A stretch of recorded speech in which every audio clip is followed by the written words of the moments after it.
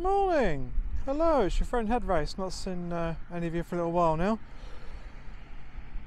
It's actually the start of spring here in the year of 2024, so it's time to get the fire blade out for a bit of a warm up and start using her again. And what I want to discuss in this video is the question about what the fire blade doesn't have, specifically the Mark 1 of the 1000, so the RR4, the RR5.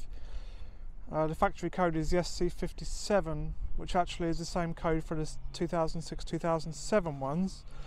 Essentially the only change was bodywork really. Other than that, they are exactly the same machine. So let's have a look at what this fire blade doesn't have. It doesn't have ABS. It doesn't have electronic suspension. It doesn't have LED indicators. It doesn't have, if the camera's going to focus in there, a TFT dash.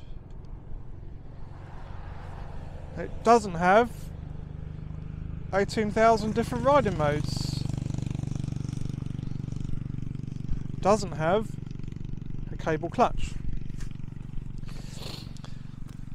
It doesn't have,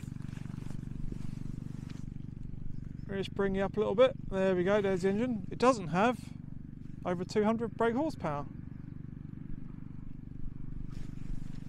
It doesn't have various cats in exhaust, cats in the downpipes normally, and then most modern bikes in the collectors as well.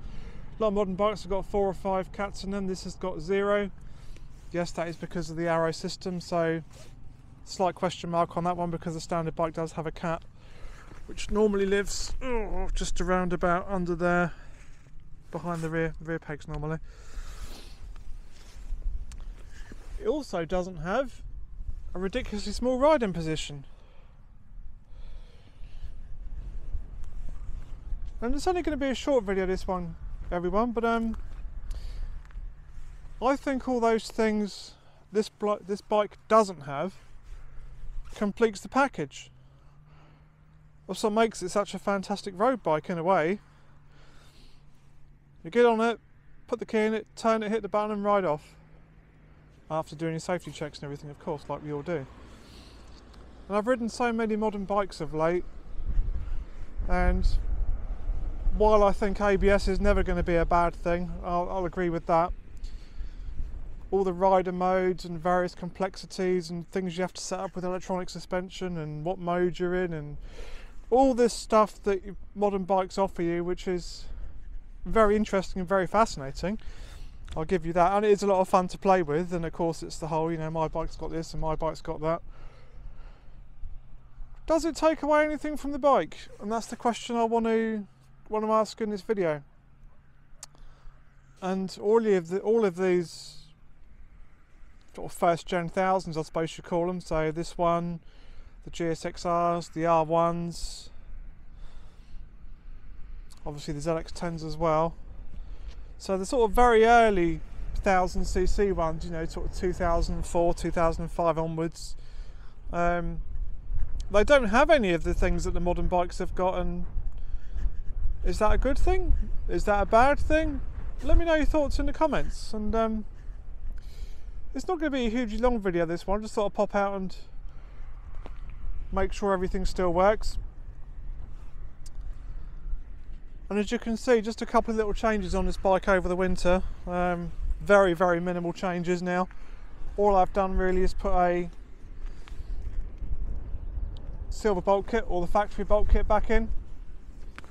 As you'll see there, just in the main fairing, got some silver screws in there, and around the screen,